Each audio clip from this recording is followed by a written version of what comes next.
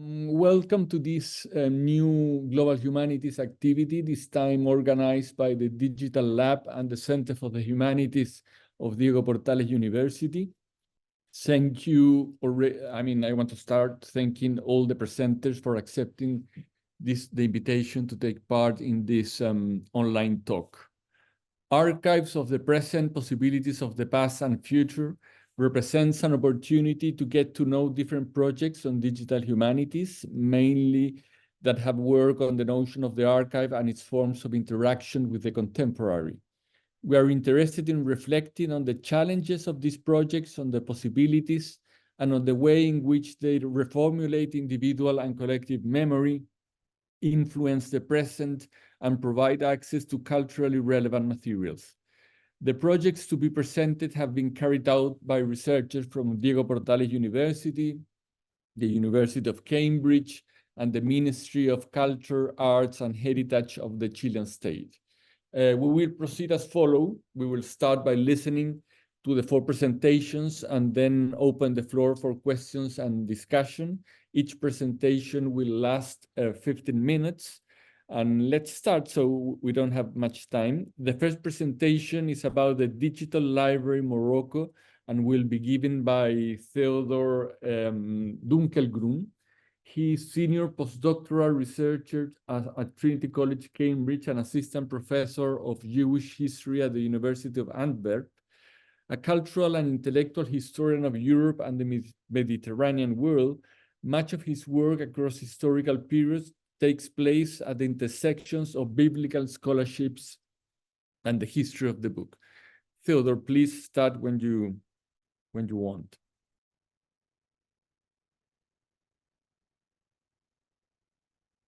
I think you are silenced, Theodor. Sorry, can you hear me now? Yes. Great. Well, thank you so much, Manuel. Thank you so much, Carolina.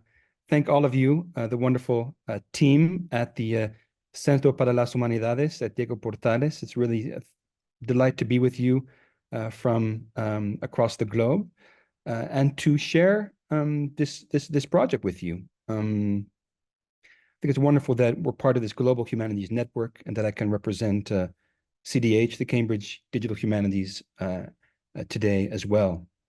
So greetings from all of us at the Cambridge University Library. The project that I would like to share with you today really begins with a visit from a Moroccan cultural functionary who came to visit us in Cambridge and looked at some of these extraordinary manuscripts copied in Fez in particular, stunning Quran and some other some Hebrew manuscripts. And at first he sighed, at the idea that so much of the Moroccan cultural heritage is not in Morocco at all, and that Moroccans have no access to it.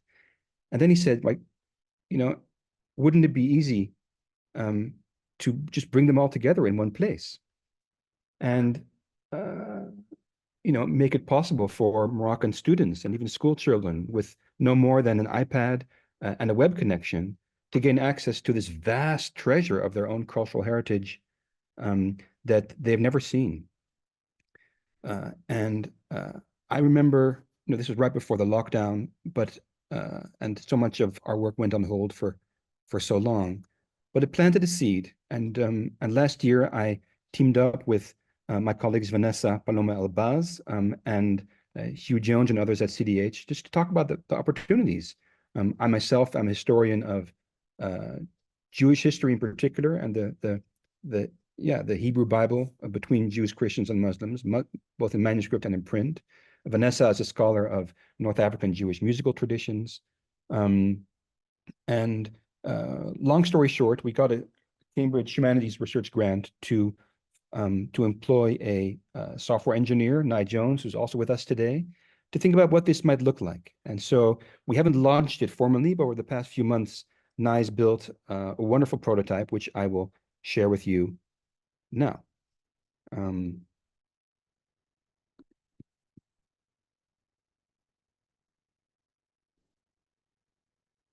you see my screen? Nope. Here we are. So here's the project.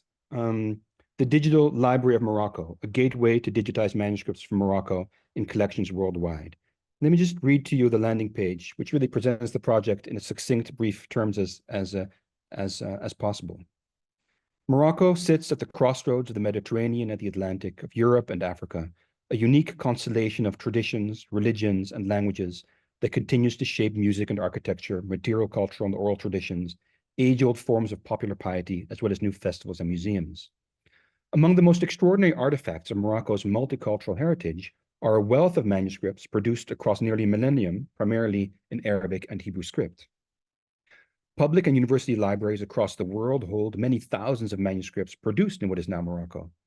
This dispersal in numerous repositories has made it hard for scholars anywhere to study them together as a corpus, and it has also severely limited Moroccans' own access to this immense, precious heritage. With digitization projects advancing rapidly but independently across the world, the Digital Library of Morocco aims to bring together as many of these materials as possible in one simple and accessible format designed for both academic study and public access.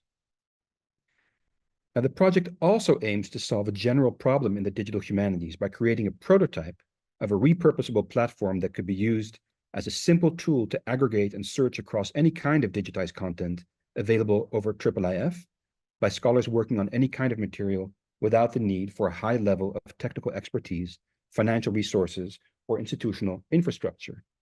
So whereas this project is only aimed at the manuscript cultures, Islamic, Jewish, and Christian of the area that is now Morocco, the code we're designing, or that NAI is designing, is aimed to bridge the gap between humanists and digital humanities professionals, such that people working on any kind of corpus, visual, textual, or sound or otherwise, can use the tools of DH to build a database of their own. Let me just show you briefly what it would work like. We have only begun to populate it. We have now 78 manuscripts from libraries around the world, different repositories, searchable by repository. Here you see all of those. Language, Arabic, Hebrew, Judeo-Arabic, Judeo-Spanish, Aramaic. Origin, either city or even with greater detail, Fez, Meknes, Tangiers, Tiflalet, Sefru, by century and by material. Now, we have done none of the metadata ourselves. It's simply IIIF allows us both to embed the images and the metadata from a local repository. These, of course, are not stable at all. Just to give you a sense, if we go to Munich, the Bayerische Staatsbibliothek, there will be a Quran with very dense description, fine-grained descriptions, and then there will be items which are hardly described at all. So there's an imbalance there. All kinds of there are technical challenges. If you search for Morocco through a metadata set, you will find thousands of manuscripts which are bound in red Morocco, a kind of parchment or leather, which has absolutely nothing to do with North Africa or anything Islamic or Jewish or Moroccan. So you have to filter those out.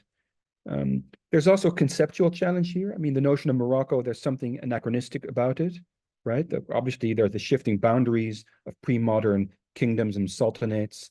The concept of North Africa is too wide and too large, whereas the Moroccan book cultures, also involve obviously the heritage of Islamic Spain, Al-Andalusia. In the vast majority of cases, obviously there's a script which we call Maghribi, but without a colophon, it's hard to say whether something is actually from within the boundaries of modern-day Morocco. Is that even historically interesting? So there's a fuzziness about Morocco as a geographical and cultural region, but yet I do think it can be defended historically and culturally as a corpus on its own. So let me just give the screen to Nai. I'll stop my sharing, and Nai can just tell us a bit about how he's gone about building this. Go ahead, Nai. Okay. Thanks for having me. Yeah, I'm Nye, so I'm the software engineer on the project that Theo's just been discussing.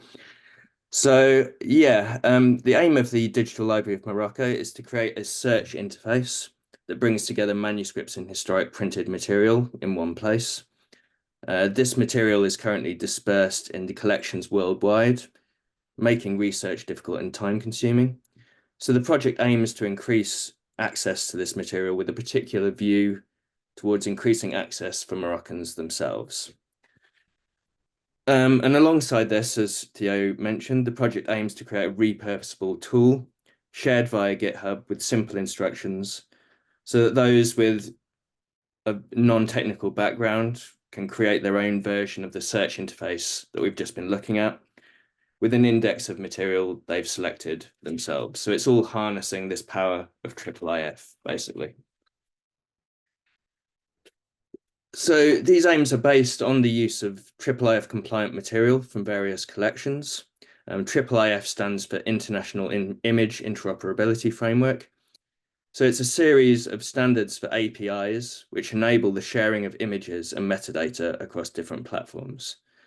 So if a digital collection has made their material IIIF compliant, each object in that collection will be associated with a IIIF manifest containing metadata and image sequences that can be embedded or linked to from third-party sites. So each IIIF manifest is associated with a unique URI that can be used to extract the necessary data. And the use of IIIF is becoming increasingly common in digital collections. For instance, all of the material in the Cambridge Digital Library is IIIF compliant. So the process of creating this tool has been twofold. So the first part is creating a Python tool, which takes as its input a list of IIIF manifest URIs. So it's a text file, essentially. And then the script essentially extracts the manifests and checks whether their URIs are valid, and then stores those in an output file. Obviously, these manifests need to be sourced and researched through a manual process of checking collections for relevant material. So it's not an entirely automated process, any of this really. But the aim is to make it as automated as possible. But manual things come into play. So using these manifests from different collections, we then can create a third-party site of Moroccan manuscripts and early printed material. And this has also been done using Python and the Flask framework to automate the creation of the search interface. And users can amend the input files for the site and a config file to create the bespoke site content. There's an element of, you do need a bit to kind of work with the code a little bit, but I've aimed to make that interaction as minimal as possible, so you don't have to be too technical in order to get it working. So I'll just share my screen. So I think Theo has shown you quite a lot of the site, but it's good to have it up just so I go through this part. So I'll just share that. So the site, as I said before, is based on IIIF manifest files. It's Python and Flask code for the backend operations and the site interface. And it's a config file for the text and image selections for different parts of the site. So all of the images and text here have been denoted using the config file that's included, will be ultimately included with the tool as well. So when you're working with the tool, you'll be able to amend everything on the homepage and put your own kind of, essentially your own files and your own text and images into this structure. And the amount of coding you have to do should be really minimal.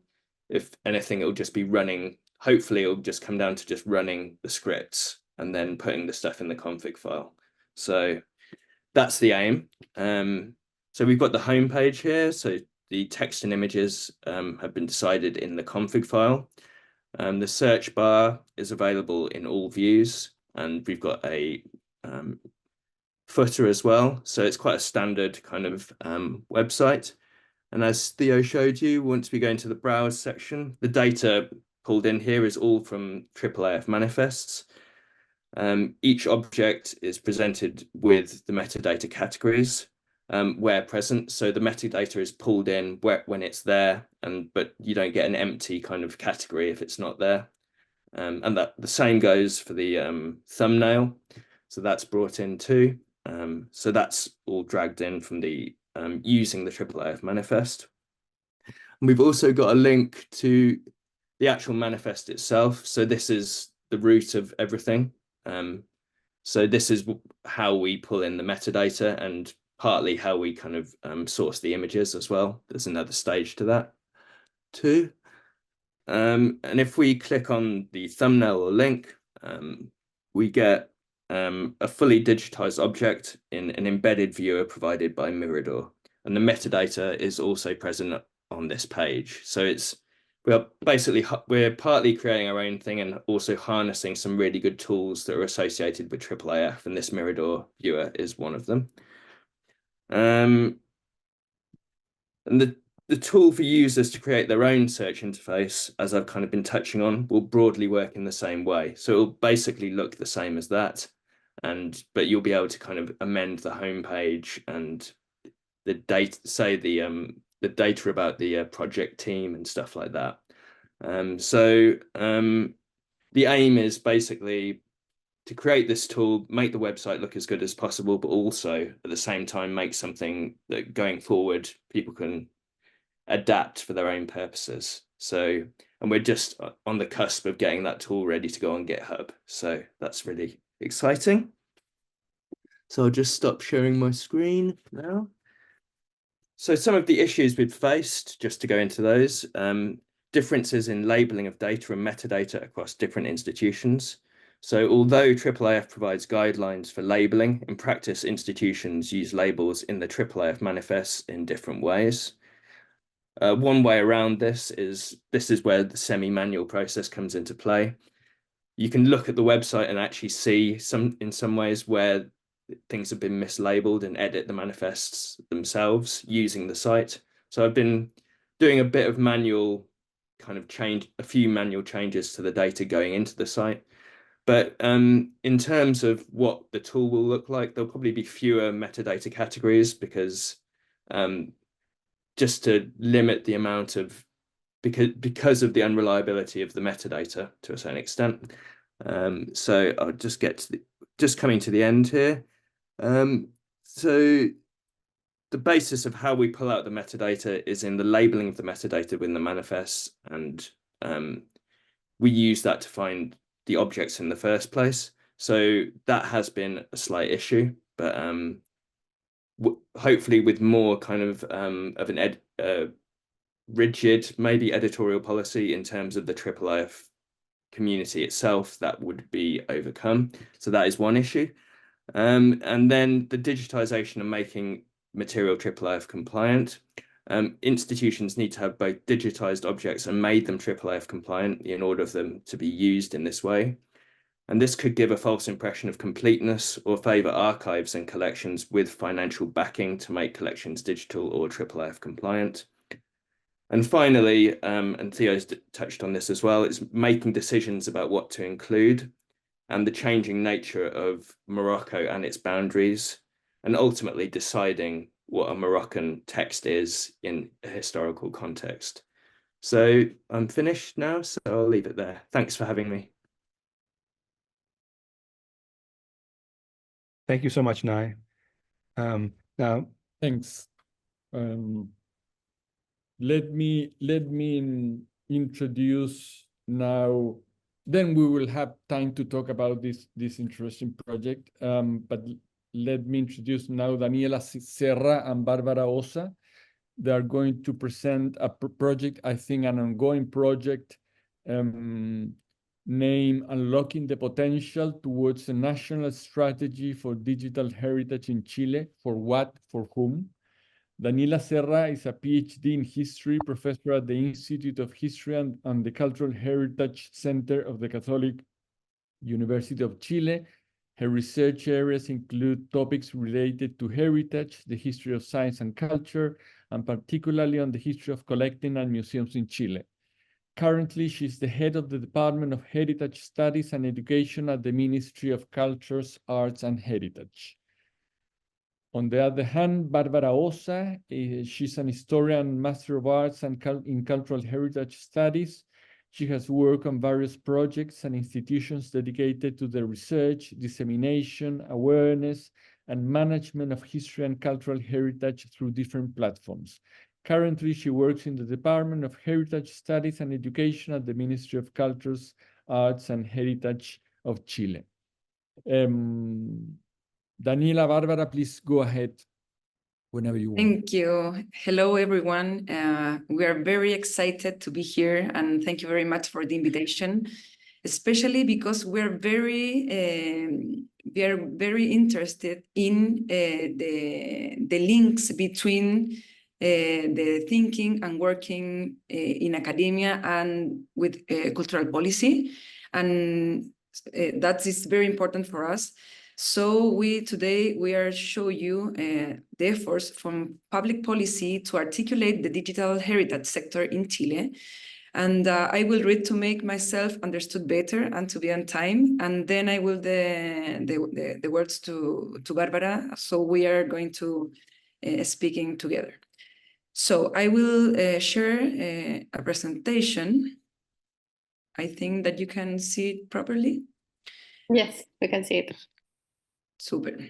Okay, well, when most of us, I think, present here, know that digital transformation process accelerated by the pandemic has brought significant changes to our way of engaging with heritage, allowing us to do things that just a few decades ago seemed unthinkable, such as accessible cultural, artistic, and heritage content created in different parts of the world in real time.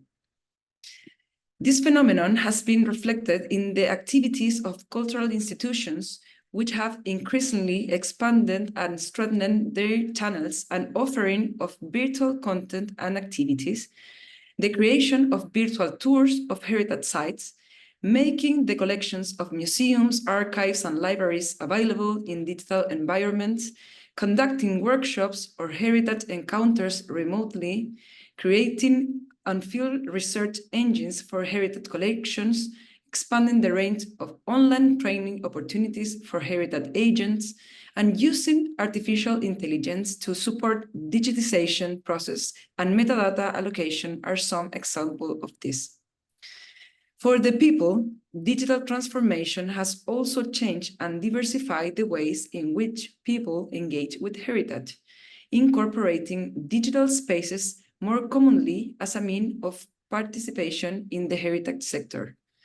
This includes interacting on social networks with heritage content or institutions, as well as creating and sharing images, videos, or text about heritage on these platforms, among other activities.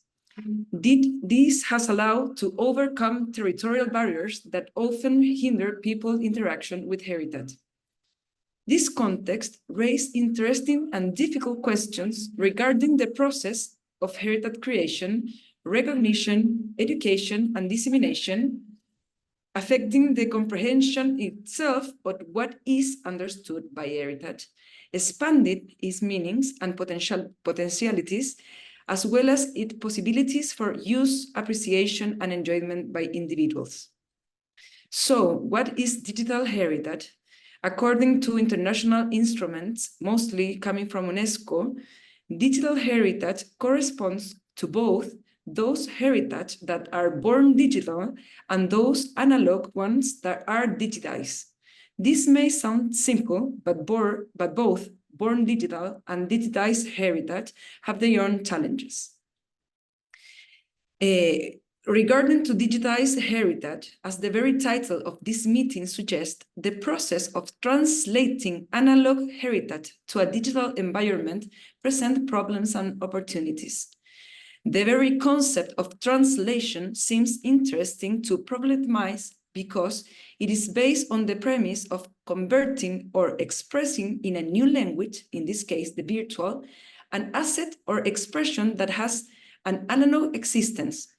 We won't delve into the interesting discussion about the concept of analog, but in this context, it serves to refer to the opposite of digital. Translation, in this sense, implies replicating things, generating similar ones. For example, digitizing a painting creates a digital version from the physical painting. It is a new object that refers to its material equivalent. This is one aspect of translation, perhaps more technical, but it raises important questions. What values do those digital objects have? It is different from analog ones. And what happens if the analog object is destroyed or disappears? Does the valuation of the digital object change? What are the possible allowed uses of that digital object? Should people still have access to original versions of digitized heritage documents, for example, in case of objects in a fragile state of conservation? And finally, what is the role of context and interpretation when giving account of the cultural significance of digitized heritage, and so on? But along with this, it is also important to keep in mind that generally the inequalities that are manifested in the analog world are reproduced in the digital context.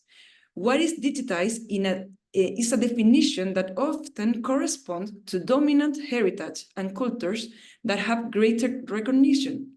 For this reason, we must keep in mind how stories, memories, and heritage of historically underrepresented groups, such as women, children, indigenous people, migrants, dissidents, among others, are being told. Documents, images, or objects from which culture or historical periods are being digitized, which histories and memories are being preserved, those that are most important to whom, what happened with those more fragile or endangered expressions, and by whom is history and heritage being interpreted? What ethical considerations arise in this process? Finally, translation always involves the introduction of new elements because the digital realm has its own logics that do not manifest in the analog world. This is a less explored aspect, making it urgent to advance in the study of these logics through the analysis of usage patterns and the needs of users. What are people looking for and consuming in the digital realm? Or, borrowing the question from critical heritage studies, what matters to people in the digital context? What does digital heritage do? What does it provoke to people? What is digital heritage used for? And it is used, and how these uses differ from the ones in analog context. For the other hand, in the case of born digital heritage, this brings its own challenges, such as format obsolescence. For example, video games that can no longer be played because their format is updated, or the overwhelming amount of digital content that are created continuously. This included a fundamental aspect regarding the cost of undertaking these challenges. For example, what is the cost of harvesting all websites ending in .cl periodically? Uses related to how and where to store information, for example, clouds of foreign private companies or servers in territory where we have sovereignty. Cybersecurity, ethical use of information and digital objects, copyright are some of the main topics that need to be addressed. So, what is digital heritage important? Focusing on people and their connection with heritage, while it's important that information and heritage are available online and accessible, how is the emotional aspect of heritage manifested in the digital realm? How does it transform people, contribute to the construction of identity, a sense of belonging, the strengthening of critical citizenship and democratic coexistence? These are other questions that still need to be answered in order to contribute to make better decisions when managing digital heritage. Well, what is the situation of the digital heritage in Chile? At national level, significant progress has been made regarding digital heritage. For over 2 decades, the Chilean state, for example, has promoted a series of initiatives that have enabled the establishment of management process for this heritage. Pioneering work in this field originated under the former Directorate of Libraries, Archives, and Museums, now the National Service for Cultural Heritage, and since 2028, actions by the Undersecretariat of Cultural Heritage have been added. These institutions have implemented a series of projects aimed at digitizing analog heritage, preserving and making digital heritage more accessible to various communities. And in this image, you can see some of these very important projects in Chile, such as Memoria Chilena, for example, the National Digital Library, and recently Chile Patrimonios, that has recently been launched. All these initiatives have enabled unprecedented access to heritage remotely in Chile. And furthermore, since 2020, the Heritage Day, that is one of the most important cultural activity in the country that bring together millions of people, include the organization of virtual activities to promote enjoyment, knowledge, and reflection on Chilean heritage, recording over 8 million virtual visits from different parts of the country and the world, and offering new opportunity for participation. Taking all of this into account, we now will share with you, and Barbara will explain to you, what is the main challenges in the sector of cultural heritage in Chile and how we are planning to address it. Thanks, Daniela. Well, first, in terms of creation and digitization of digital heritage, one of the main challenges is the need to develop guidelines for prioritizing analog heritage for digitization, providing standards or protocols that can be shared among the entities responsible for this management. Also, the need to ensure the availability of sufficient infrastructure, resources, and technological innovation to support digitization and digital content creation processes. On the other hand, in terms of preservation of digital heritage, there is the need to establish prioritizing criteria to determine which digital heritage assets from the growing volume available should be preserved. Also addressing and managing the obsolescence of infrastructure associated with the storage of digital heritage and ensuring the security of information and preserved material. Considering also the inevitable limitations regarding the economic and energy costs involved in the long-term storage and preservation of digital content. Third, in terms of accessibility, the main challenges identified in this area are to generate guidelines shared at the interinstitutional level for the use of formats and improve the quality and assignment of metadata, and thus facilitate interoperability between collections and heritage content, along with encouraging the use of new innovative technologies and strategies for accessibility. On the other hand, the challenge of facilitating the search and use of the digital heritage by citizens, considering diversity of users, their needs, and data use patterns. It above must be done ensuring the protection of copyright and taking into account ethical considerations regarding the disclosure of contents that corresponds to indigenous cultures or other social groups that require sensitive management of information. Finally, regarding governance, develop collaborative networks between key actors that are linked to the management of digital assets, defining participatory processes that allow incorporating the vision of diversity of actors involved. Furthermore, the need to promote research, innovation, and permanent review of the context, for example, in terms of normative technological development or in the institutional context, etc., to define actions that favor continuous improvement in the management of digital assets. So to address these challenges from public policy, Chile just has launched a national strategy for digital heritage 2024 to 2029, a public policy instrument that seeks to expand people's access to these heritages through strengthening their management. The strategy recognizes the valuable previous experience, seeking to expand, improve, and provide sustainability to the actions in this field. As an example, mentioned about by Daniela, Memoria Chilena is a cultural website that offers research and documents related to the key issues regarding the identity and history of Chile. And last year just turned 20 years old. So how we contribute to expand its impact?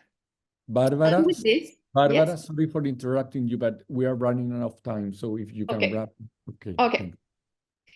I'm going to pass to the process of designing the strategy. We held virtual workshops with the key stakeholders, and based on the feedback and discussions from the workshops, we constructed the preliminary document to reflect the perspectives and needs of these stakeholders. Then we did a virtual meeting with 50 participants to socialize and validate the final proposal, ensuring its alignment with the needs of the digital heritage community. So as a result, the strategy responds to the need of establishing and articulating measures for the preservation, increase, enhancement, and dissemination of digital heritage, considering both native digital content and the digitization of analog material. This aims to ensure coordination and collaboration among the various stakeholders involved in digital heritage, as well as between them and the different levels of government.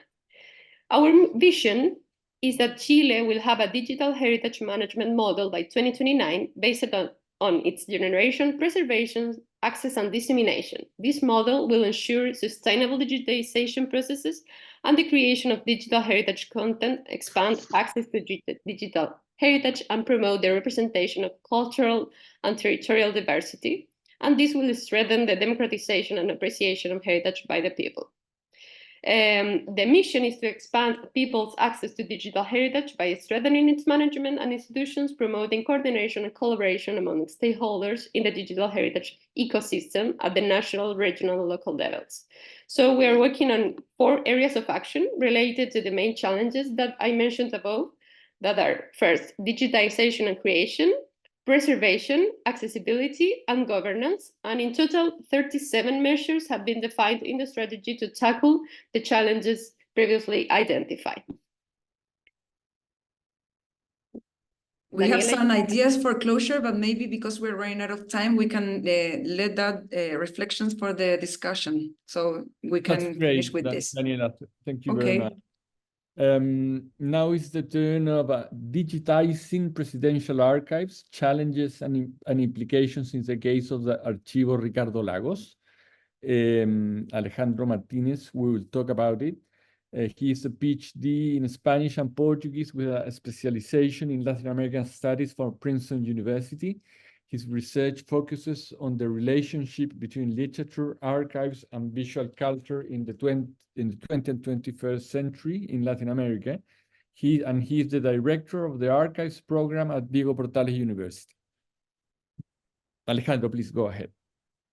Perfect. Thank you, Manuel, and thank you to all of you and your amazing presentations. Well, today I will present some ideas that I have been considering about the digitization of the Presidential Archive of Ricardo Lagos, but I have like more questions than answers, so I will also love to hear your thoughts on the matter. So let me read my presentation. So the digitization of physical archives, such as the Archivo Presidente Ricardo Lagos housed at the Universidad Diego Portales, represents a significant yet complex undertaking in the digital era. This archive, containing over 200,000 documents, including text, photographs, videos, and objects, is fundamental for understanding the public and private life of Ricardo Lagos, but also the history of Chile in the last 50 years. And in this project, which I have been directing for 1 month, digitization is intended to serve dual purposes, preserving documents and democratizing access. However, this process introduces significant political challenges that must be addressed, as well as technical issues related to the transition from legacy systems to modern platforms, ethical and political dilemmas in making sensitive materials publicly accessible, and the ongoing need for active management to prevent digital obsolescence. Therefore, while digitization is crucial for preservation and access, it is not a comprehensive solution and must be managed carefully to avoid creating new problems. So in this presentation, I will explore these challenges, arguing that the role of the humanities is vital in dealing with the complexities involved in digital preservation and access, thereby promoting transparency, fostering research, and stimulating public debate. So the Archivo Presidente Ricardo Lagos was established in 2022 through a partnership between Universidad Diego Portales and Fundación Democracia y Desarrollo. And this archive, as I said, is an exhaustive compendium that reflects a life dedicated to public service, academia, and political activity. And it documents not only Ricardo Lagos' presidential term, but also his pre and post-presidential life, including family records. Ricardo Lagos is a crucial figure in Chilean democracy, and he served as president of Chile from 2000 to 2006. Initially, the Archivo Ricardo Lagos began as a joint effort between the Office of the Presidency of Chile and the Chilean National Archive during Lagos' administration. And this collaboration aimed to systematically preserve the extensive records generated during his presidency. And over the years, the archive continued to grow under the stewardship of Fundación Democracia y Desarrollo, founded by Ricardo Lagos. And the archive was expanded to include personal and family documents dating back to the 19th century. And since 2011, significant efforts have been made to enhance user access to the existing documentation, including the creation of a database using Winesis. And on January 26, from 2022, a milestone was achieved when a formal agreement was signed moving the physical archive to the Universidad Diego Portales, and the university committed to digitizing and opening the archive for public access. And as a private university with a strong public mission, Universidad Diego Portales is dedicated to making these valuable historical archives accessible to a broader audience, not only the Archivo Ricardo Lagos, also the university has many intellectual and writers archives, and is trying to fostering greater public engagement and understanding of Chilean democratic and cultural history. And it is important also because, well, I'm not Chilean, I'm from Venezuela, so it was when I started to working on this project, I learned that Chile doesn't have like a national archive law, so which means there is not a defined state policy for presidential archives. And this is one of the main problems that we are working right now. And because there is not a clear rule, for example, on how many documents in the presidential series can be released to the public.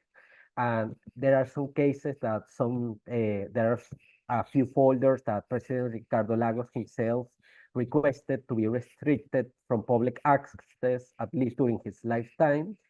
And so while we are digitizing, we are also taking decisions on what files, what documents we are offering to the public on the website that I just shared on the chat right now. So I'm going to talk about the digitization process and the challenges we are dealing. Among the primary technical obstacles has been transitioning from Winesis, a legacy database systems, to access to memory Atom, a modern open source archival description application. Winesis, that it was originally developed by UNESCO, uses a different methodology for data entry and management compared to Atom, and Atom adheres to international standards set by the International Council on Archives. So these transitions requires not only data migration, but also significant data normalization efforts. So, and we are a small team, so it's taking us a lot of time to do this process. And also there are resource constraints, as I say, that we have a small team of archivists, but also a small team of people working on the digitization. And currently, the project employs a variety of scanning equipment to handle the diverse nature of the documents. Initially, a Metis scanner equipped with a Nikon camera was used, and but this scanner is also used for the digitization project of the newspaper La Nación that we have also here, the archive at the Universidad Diego Portales. And recently we have a new Avision scanner that has been introduced to the lab and is currently being tested to establish an optimal workflow. And in the meantime, while we are installing and learning on how to use this new scanner, we have been using cameras like a Canon and a Nikon camera with different macro lens in order to digitize the different kind of documents. However, managing the digitization process effectively also requires addressing the complexities of digital preservation. Right now, the university doesn't have like a digital preservation policy, so we are deciding what and discussing how to manage the preservation. We of course, we have different strategies like storing copies on external hard drives and in the cloud, but we are really worried about the long-term digital preservation because it also involves significant costs and challenges. We are considering advanced software solutions like Archivematica. We are also learning about logs for redundancy. Well, we are still exploring, and we would love to hear also if you have any suggestion or idea. Sorry. And by navigating these difficulties, I am continually learning from the struggles my archivists face, understanding the intricacies of updating and normalizing records and the diverse processes of digitizing buried materials. And this collaboration between the technical and archival team and myself, as someone with a background in literary and cultural studies, fosters a comprehensive approach to managing and understanding the complexities of digitation. But now I want to focus on the main problem that I am working on, and is how the role of the humanities is vital in addressing the challenges of digitization and digital archives. Because beyond the technical aspects, the humanities provide essential insights into the ethical and political implications of digitization. These fields foster a critical understanding of how digitization projects can be conducted with sensitivity to historical context and cultural significance, ensuring that ethical standards and practices are upheld. For instance, digitization should not merely focus on the technological process, and maybe this is obvious for many of you, but right now, like the digitization process in the universities has only been considered as a technological issue, and what we are trying to discuss now is that digitization is not only technology, it's also a political and ethical issue. And as many scholars have already said, we must be aware that digitizing and providing for access and use has the potential to become the most recent act of colonization. And in that sense, a humanities approach could emphasize the importance of context, meaning, and the multi-phase nature of historical records, ensuring that digitized materials maintain their cultural and historical value. For example, ethical considerations in digitization involve significant implications for privacy and public discourse, especially when we are dealing with large volumes of digital material. As we have been digitizing the Archivo de Ricardo Lagos and making the documents accessible with OCR, we have been discussing, for example, how to handle sensitive information.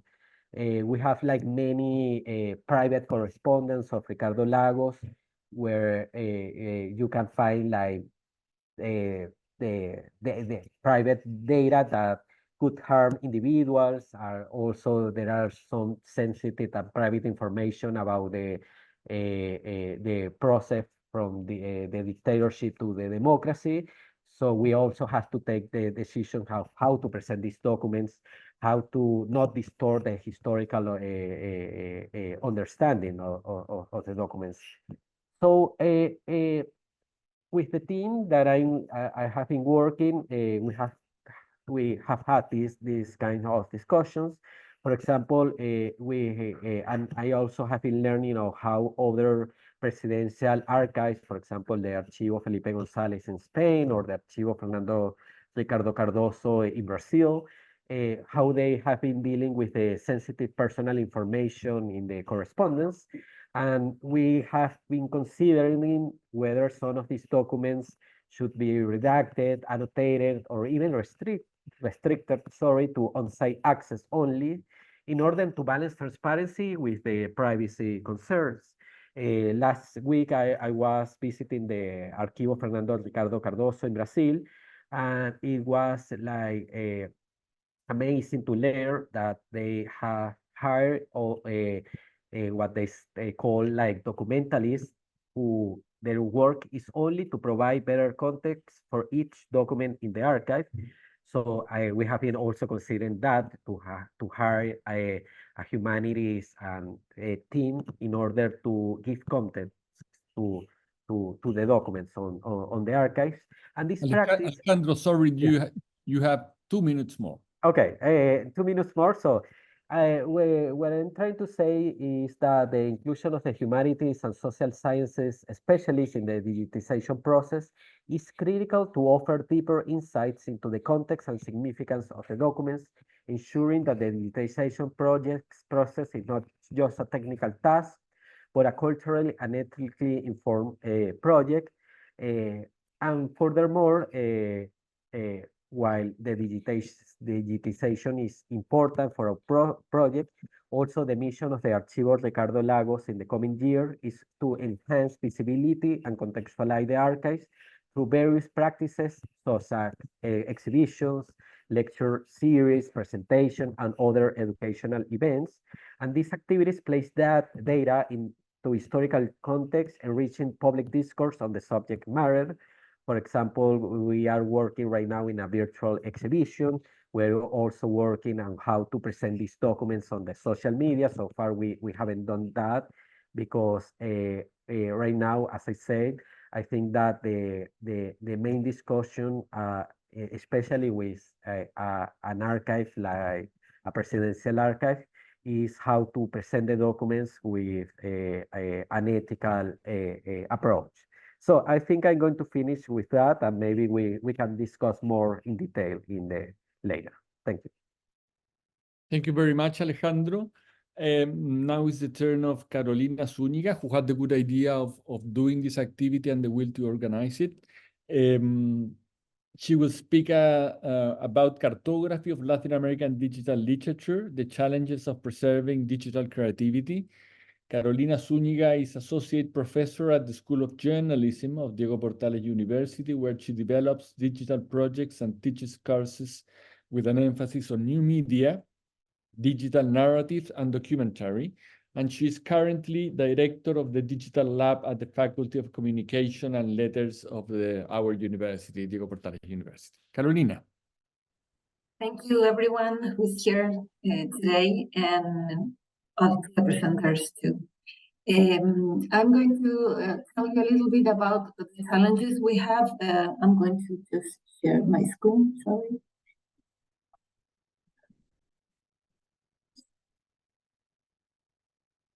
Okay, is the sharing okay? Okay. So I'm going to tell you a little bit of the challenges we have doing this project, Cartography of Latin American Digital Literature project, that was finished on 2022, but which we have been like adding new material in the recent years too. We have many questions when we started this project. One of them was, what is archive when a work of digital literature is archived? And how do we construct a digital archive when confronted with interactive, performative, and navigable works which use code in a very creative way? And then how do we compose a repository contained by works that are marked by the constant threat of technological obsolescence? And then furthermore in the research, when we asked ourselves, what role do the authors of these works play in this process?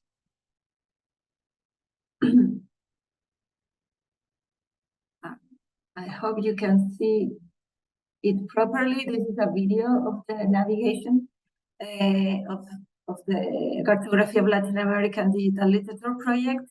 As I say, all these questions were in the construction of this project.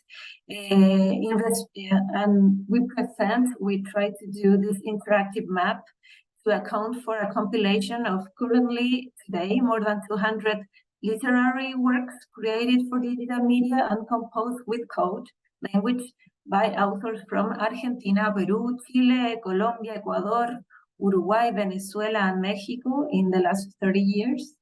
The project was carried out in collaboration with the Atlas of Brazilian Digital Literature, with about 150 works compiled by Rechane Rocha, an academic from the Federal University of San Carlos in Brazil.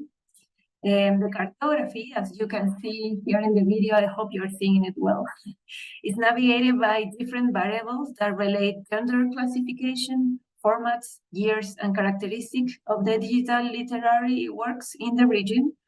We wanted to take the same language of the web to create an interactive experience where, as you can see, what we tried to do was the traditional borders of a political map fade away. In addition, the visualization is linked to a repository. I think I will put this video here so you can see that, which is contained in an information sheet for each work, folders with images, navigation videos, interviews with authors, and technical documentation attached, not for all the works, but for some of the works. Throughout the research, other digital literature repositories from different countries and institutions were consulted from Latin America, from the US, from Europe, in addition to explore, of course, the author's personal websites and other academic compilations as well. I'm going to pass this video here, but here you can see that in some of the in the repository we have the navigation videos as well as some interviews with some of the authors.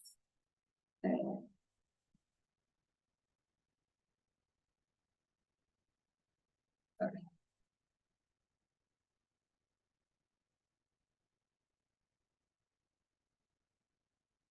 During the 4 years of research, we discussed together a lot with the team in Brazil about how to approach this preservation.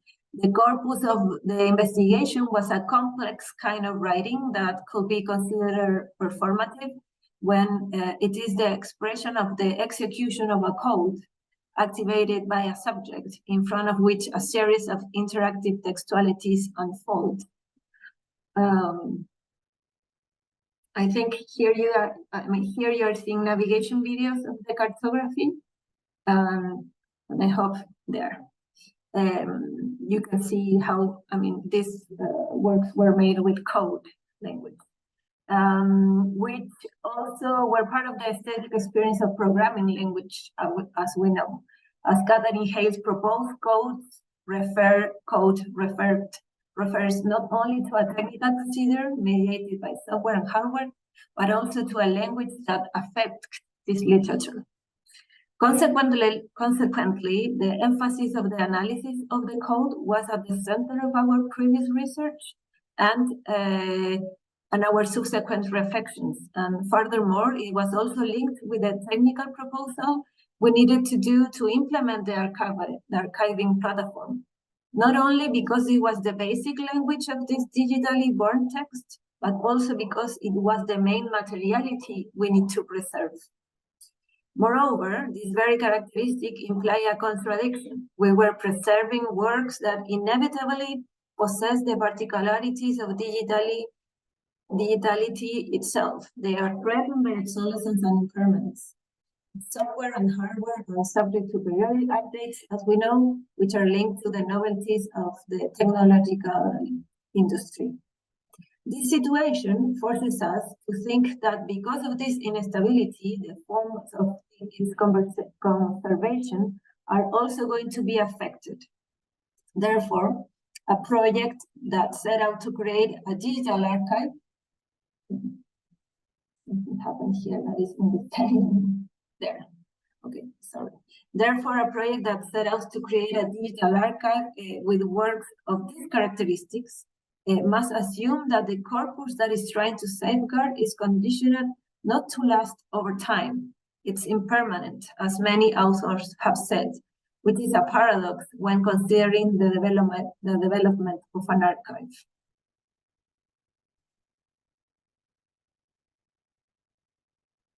So I'm going to just pass this to the next slide. Well, this faced with the difficulties of archiving these materials, and during the pandemic years, we decided to conduct 14 interviews, online interviews, as a research response with authors from Mexico, Argentina, Chile, Uruguay, and Colombia, all of whom had produced work in Flash or Macromedia, which that year, to 2020, it was going to be out of the browsers. In these virtual meetings, we asked them to tell us about their personal journeys to their own works. We talk about the preservation of digital literature and how they face the creative process working with impermanent media. But in the conversation also emerged reflections on the medium, literature, and what inspired them to follow this path. Then we add these testimonies to the repository, an element which was not part of the original proposal, with the idea of creating an archive that could also, and in some sections, narrate itself. Therefore, our preservation intent not only consider the visualization platform just presented, but also connected the artist with the users, which made us reflect on the idea of a digital archive as a living format, always potentially updatable. In our YouTube channel, in the laboratory YouTube channel, you can find a compilation of experts of this conversation that were translated in English too, and which they're part of this research project. I will put the link after this presentation. So, when we return to the first question again, no? What is archive when a work of digital literature is archived? In this regard, and I put there a quote, French authors, Bouchardon and Batimot, consider another model of memory for digital work, one that does not rely on physical content, where they affirm, and I quote, preservation must adopt an organic view of memory, in which content evolve, changes, adapt, in order to be maintained and preserved. And they emphasize a shift from a model of stored memory to a model of reinvented memory, describing preservation as a way of creating new content where each change and comment is profiled as a part of a preserved digital object. This paradigm shift helps us to create a framework to the cartography of Latin American digital literature project, which incorporates different multimedia elements, interview, a database, and a map. Elements, and I will go here. Elements which are presented here to create a narrative experience as well, an exploration for a field of a study. All these factors come together in this project in the desire to preserve works, digital traces, authorship, and creative experiences. Thus, together with making this cartography known, which we hope will be permanently updated until technological obsolescence allow it, the aim is to analyze not only the creative practices, but also to address the challenges facing the archive, its creation, and the preservation of digital works. Perhaps working with these creations of digital materialities which are disruptive, out of the canon, allow us a greater freedom in proposing a reading and an analysis of them. It allows us to decide more openly from where we begin the conversation to understand them, with whom and how we choose to observe them. The archive has historically been linked to power, and approaching it with new digital and audiovisual tools allow us to think of it as a narrative exploration, a construction that can open new courses of history and representation. Archives that are maybe community-based and collective, that are not necessarily unidirectional, that can change, be updated, and be thought from other categories, expanding to other formats and experiences, even to physical ones. Preserving and archiving today, we thought always as a team, is an act of resistance in the face of technological obsolescence, where everything seems to be born, to be lost, and forgotten. Perhaps the point is to understand that in digital materiality, nothing is finished, but rather a process in development. Thank you very much. That was a very short presentation because I know I was the last one. Thanks, Carolina. I'm sorry for bothering most of you with time, but the idea is to open the floor for questions and discussions. I don't know if there is any question already or comment from you presentators or from the public of the online talk.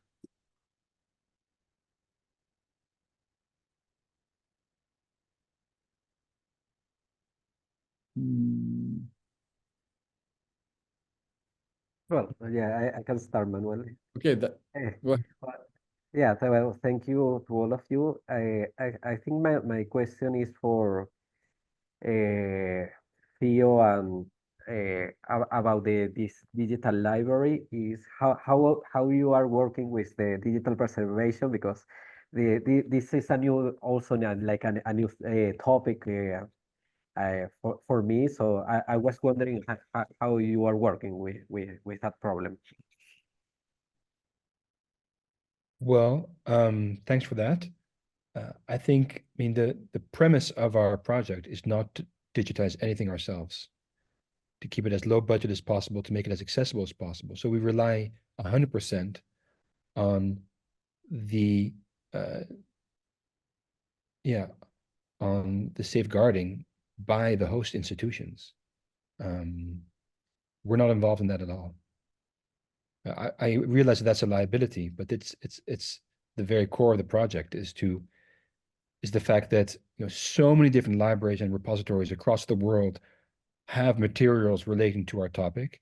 They are being digitized rapidly but independently, and some of them are just a handful of manuscripts. Some of them have a much larger collection, like Paris or Munich, and our aim is to consolidate and to harness the digital revolution, but not to host any of them ourselves. We just don't have. Otherwise, you can't build an affordable, inexpensive, and lightweight tool. To follow Alejandro's question further, I was thinking how you have managed the permission or authorization from the other universities. Are you working with them? I mean, they know what you're doing, how you are like managing that. So again, we haven't launched yet. We hope to launch very soon, and really to harness the librarians around the world. So besides the fact that we don't digitize anything ourselves, we only include open access material. We don't engage in any kind of negotiation about rights or permissions. I mean, all of it has to be A, already digitized, and B, already in open access. That said, a large number of libraries have not yet used IIIF technology that Nai was describing to make their own digital files readable across formats. And that's really the power of IIIF, so far as a non-coder as myself can understand it, is that it's it translates and it makes local collections readable. We can use all the metadata that's hosted in these libraries itself. But for instance, arguably the single most important collection of Moroccan manuscripts anywhere in the world is in the Escorial, because in the 17th century, the Royal Library of Morocco was essentially captured by pirates and then stored in in the great monastery library of Escorial ever since, including arguably the most important early modern Quranic manuscript in existence, which is to Moroccans what the Elgin marbles are to the Greeks. I mean, it's and that collection, the Escorial collection, is not available in IIIF. I mean, they are making steps to digitize it. This is an extremely fraught question between the governments of Spain and Morocco. We're not getting into any of that, but we will encourage the wonderful librarians at Escorial to make their digitization project IIIF compliant. And once that happens, then the entire that entire library is accessible through our project too. That would be a terrific accomplishment from our point of view. I just wanted to add that by definition, if it's IIIF, it's open access. So that means that if you find something that's IIIF, you don't have to kind of research whether it's open access any further. It's you can include it. So it's kind of both a way of including stuff in third-party sites and a kind of rights situation as well. So rights guideline as well. So that makes it a lot easier because it means you don't have to do further research into what you can include. Thank you. Anyone else?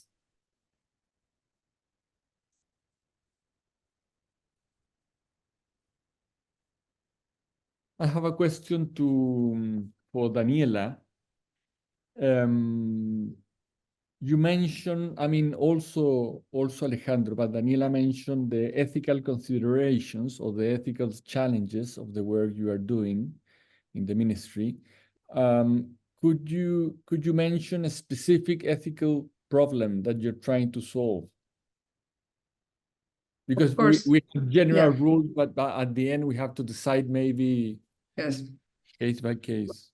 Well, maybe, and Barbara can complement on my comment, but some important issue is related to indigenous document, for example, and how to make it available for very practical purposes, something like the process of fighting for the land, but also keeping in mind that is information about specific subjects. So how do you deal with those, the need to safeguard the information of natural people, of the person, but also to make it available for them and for others in not only in the heritage realm, but also in a very practical way, because it involves some demands and other processes. There is another aspect that it's very interesting, and it has to do with the orphan objects or orphan objects that you cannot attribute to some author. You don't know who is the owner of the rights of that document, photograph, etc. But do you keep it in your collection as, for example, National Library? So can you make it accessible if you don't know who is the owner? Because you don't know if it's that the rights are okay and open or not. So that's a very specific thing that we have been discussing in the construction of the national strategy, because one of the things that the strategy wants to promote, it's precisely that discussion, and of not only the discussion, we want to arrive with a document that can guide us the decision and the way to do and to manage those kind of situations or heritage. I don't know, Barbara, if you can complement some of the things. Yes, thank you, Daniela. Maybe in terms of traditionally marginalized groups like the indigenous people, also some resources coming from these groups. One question is, how do you interpret or how do you curate these documents? In what language? Do you need an informed consent? Who constructs this narrative? I think that is one of the main questions that we are trying to find answers for. Thank you very much.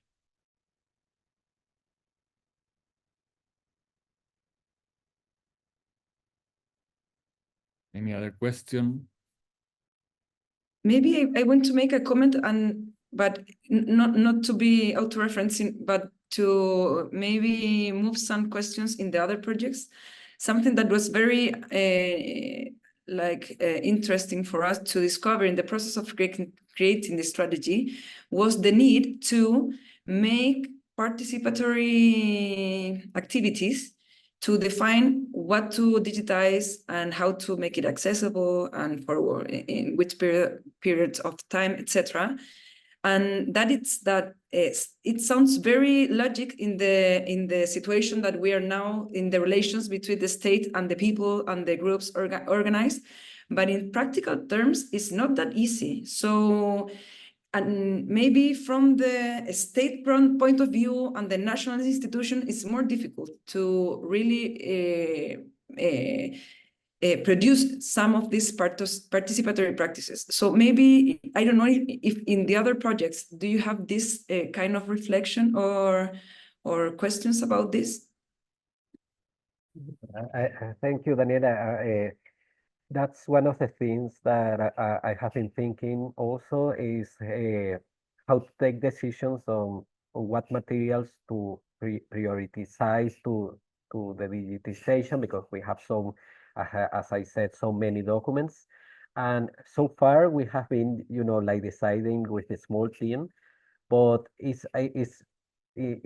makes a lot of sense what you are saying about maybe to open this decision not only to the small team that is working on this project, but also, like for example, to invite people from the state, invite people maybe from other universities in order to decide what to digitize next, because we don't want also, like to shape the collective memory and maybe only to digitize, first, like Ricardo Lagos documents on the period of the dictatorship. And maybe there are so many other documents that are right now important for other social groups, for other people, and maybe we are not seeing that right now, because I also think that with the people that is working in the Universidad Diego Portales, maybe we all share, like, the same political sensibilities, and maybe we are ignoring or not thinking about other interests from other groups. So thank you so much for your comment, because I think we are going to work with that too.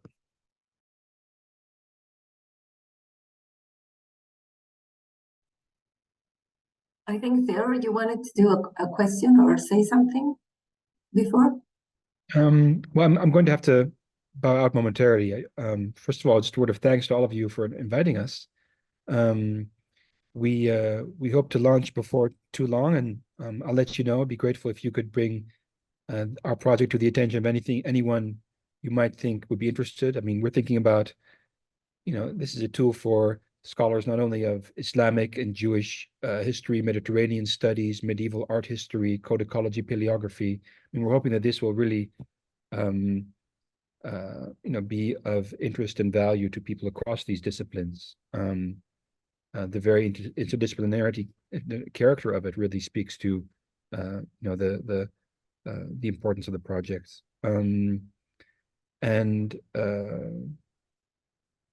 Yeah, I'm just inspired by all of you. In particular, I wasn't expecting to hear about the ways in which digital humanities can interact with with preservation of of liberal democracy itself. I was really inspired, particularly also by your talk, Alejandro. So thank you very much, and thank you all of you.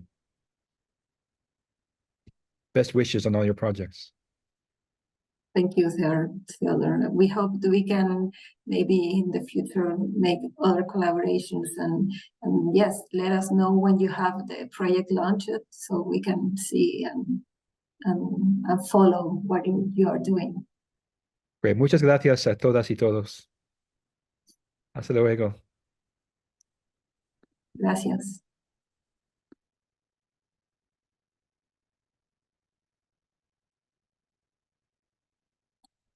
Any other question or comment? We are I at the end want of to our make another activity. one, sorry. Okay, go ahead. Don't worry. But it's for Carolina, because I was very intrigued by these questions and problems that they face in their project related to how to present information and also to find new ways that are not translating into digital. It's like trying to figure it out new ways.